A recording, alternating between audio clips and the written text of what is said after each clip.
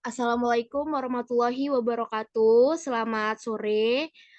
Jadi di sini kami dari kelompok 3 yang beranggotakan Restu Entia, saya sendiri, Dian Cahaya Saharani, Valentina Suma Ayu, dan Aliza Permatasari dari Pendidikan Kimia Angkatan 2022. Di sini kami menggunakan tema larutan elektrolit dan non-elektrolit.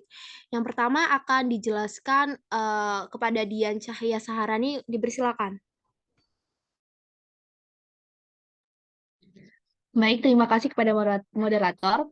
Di sini saya akan menjelaskan mengenai larutan.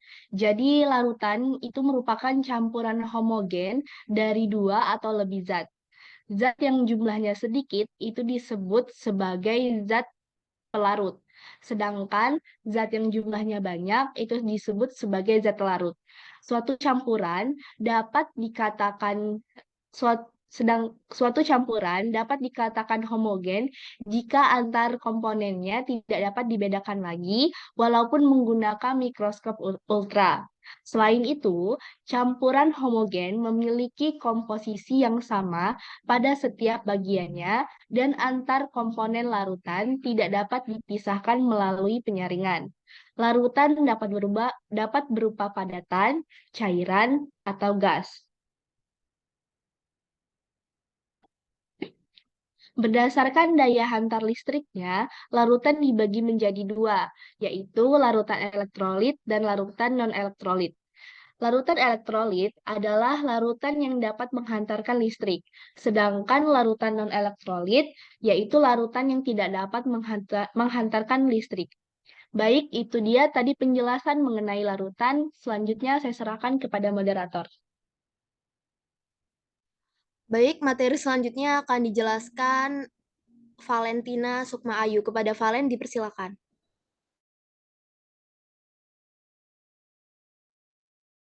Baik, terima kasih moderator.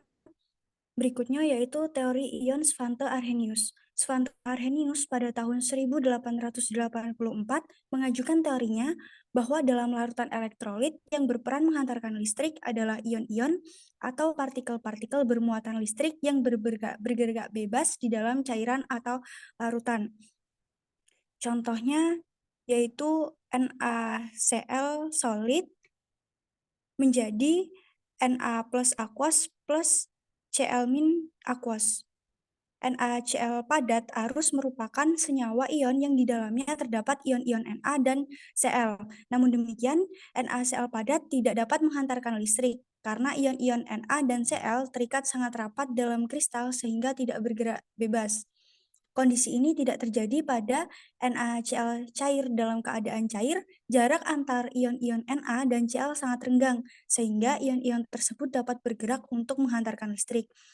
Contoh berikutnya yaitu HCl gas menghasilkan H plus aquos plus Cl- aquos.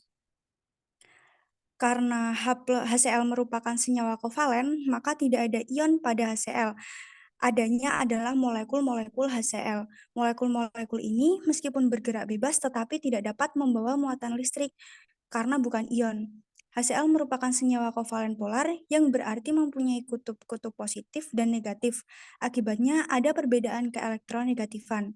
Di dalam air, molekul HCl tersebut akan terurai karena pengaruh air yang juga bersifat polar, sehingga membentuk ion H+ dan Cl-. Ion-ion dalam larutan HCl inilah yang berperan sebagai penghantar listrik. Proses penguraian ini disebut dengan ionisasi.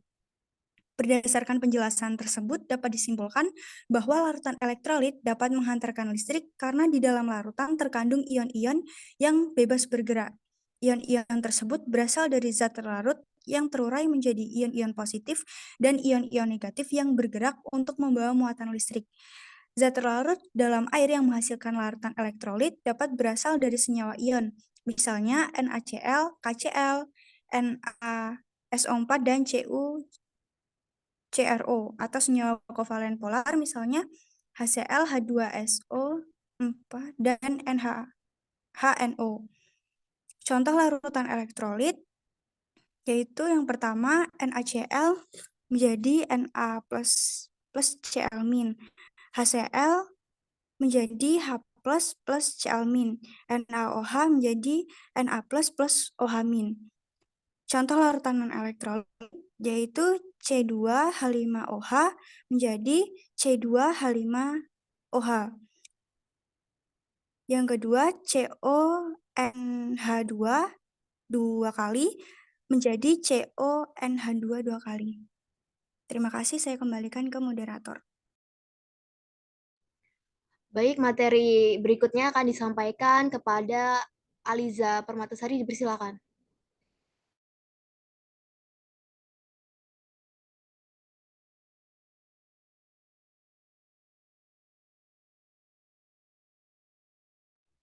Kepada Aliza, dipersilakan.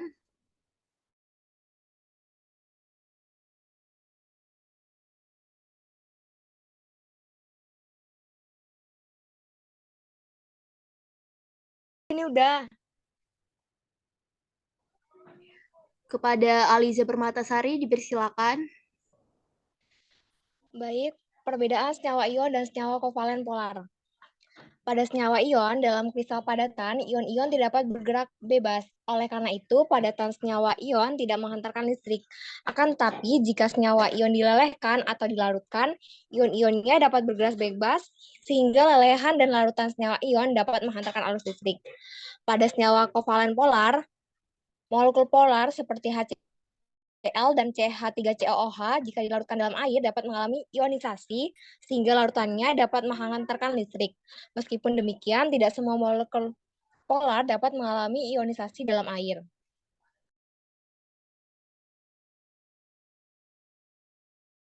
Next.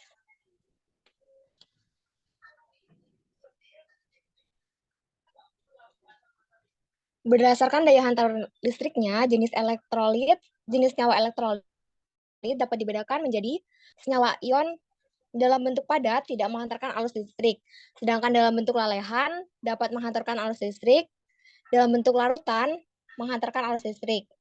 Senyawa kovalen polar dalam bentuk padat tidak menghantarkan arus listrik, dalam bentuk lelehan tidak menghantarkan arus listrik, dalam bentuk larutan menghantarkan arus listrik. Senyawa kovalen nonpolar dalam bentuk padat tidak menghantarkan arus listrik, dalam bentuk lelehan tidak menghantarkan arus listrik, sedangkan pada bentuk larutan tidak menghantarkan arus listrik.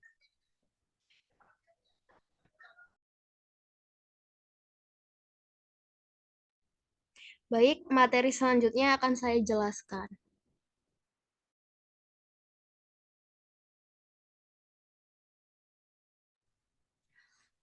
Elektrolit kuat dan elektrolit lemah. Yang pertama itu adalah zat elektrolit yang mempunyai derajat ionisasi atau diosiasi besar atau mendekati 1 merupakan elektrolit kuat.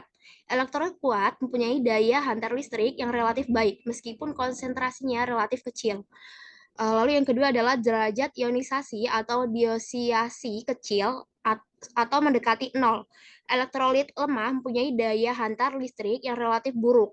Meskipun konsentrasinya relatif besar, merupakan elektrolit lemah. Contohnya, sebanyak 0,1 mol zat asetat dilarutkan dalam 1 liter air. Jika 0,001 mol asam itu mengion, tentukan derajat ionisasi atau alfanya. Jawab, jadi rumus alfa itu adalah jumlah zat yang mengion dibagi jumlah zat mula-mula. Seperti yang diketahui di soal bahwa jumlah zat yang mengionnya itu adalah 0,001 mol, lalu zat mula-mulanya itu adalah 0,1. Didapatkan hasilnya itu 0,01 molar. Next.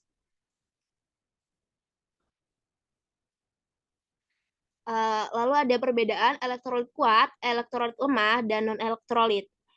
Pada elektrolit kuat, nyala lampunya itu terang. Pada elektrolit lemah, nyala lampunya itu redup atau menyala. Pada non-elektrolit, nyala lampunya itu tidak menyala.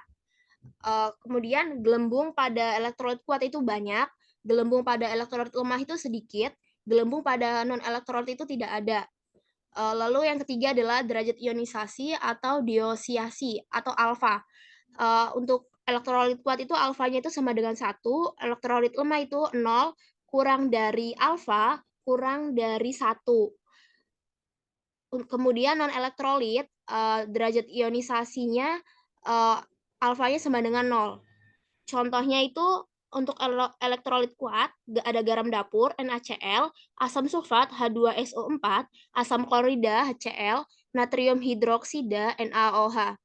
Kemudian contoh dari elektrolit lemah yaitu asam cuka CH3COOH, amonia NH3, asam fosfat H3PO4. Untuk contoh dari non-elektrolit yaitu urea CONH3 2 kali, glukosa C6H12O6, etanol C2H5OH. Baik, itulah materi yang dapat kami sampaikan mengenai larutan elektrolit dan non-elektrolit. Kurang lebihnya kami mohon maaf bila ada kesalahan. Kami akhiri, wassalamualaikum warahmatullahi wabarakatuh.